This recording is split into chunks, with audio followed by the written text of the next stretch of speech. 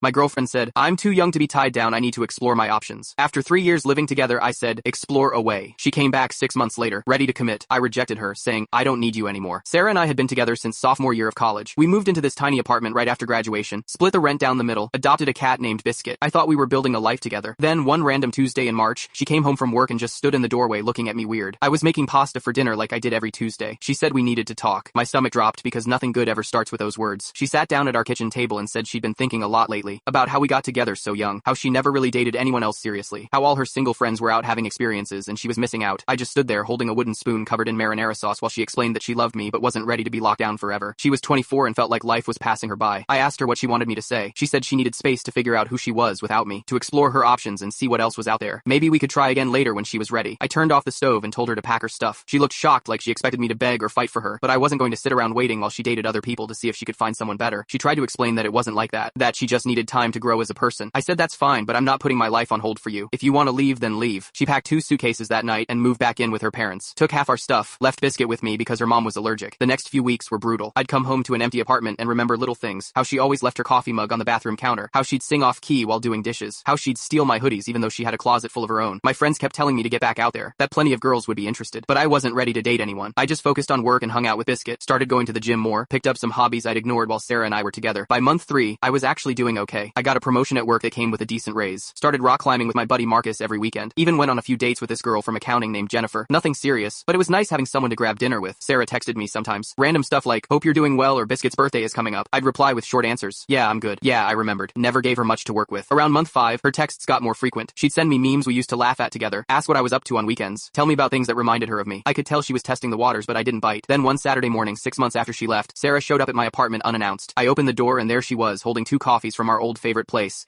She said she'd made a huge mistake, that she spent 6 months dating different guys and going out every weekend and realized none of it made her happy, that I was the one she wanted all along. She was ready to commit now, ready to build that life we talked about. She even had this whole speech prepared about how much she'd grown and learned about herself. I stood there listening to her talk and felt absolutely nothing. No anger, no sadness, no desire to take her back. I told her I was seeing someone, that I'd moved on and built a life without her. Sarah's face crumpled. She said, but I thought we'd get back together eventually. That's what the space was for. I said you wanted space to explore your options. I gave you that, but I also explored my options and found someone who actually wants to be with me. She started crying, asking if we could just talk about it, work something out. I said there's nothing to work out. You made your choice 6 months ago. I made mine 2 months ago. Jennifer's actually coming over in an hour, so you should probably go. Sarah tried one more time, said she knew she messed up, but we had 3 years together. That had to mean something. I said it did mean something. It meant I learned exactly what I don't want in a relationship, someone who sees me as a backup plan. She left crying and I haven't heard from her since. Jennifer and I have been together for 8 months now. We're talking about getting a place together next year. Sometimes I see Sarah's Instagram stories. She looks happy enough. Good for her, but I'm happy too, and I didn't need to throw away a good thing to figure that out.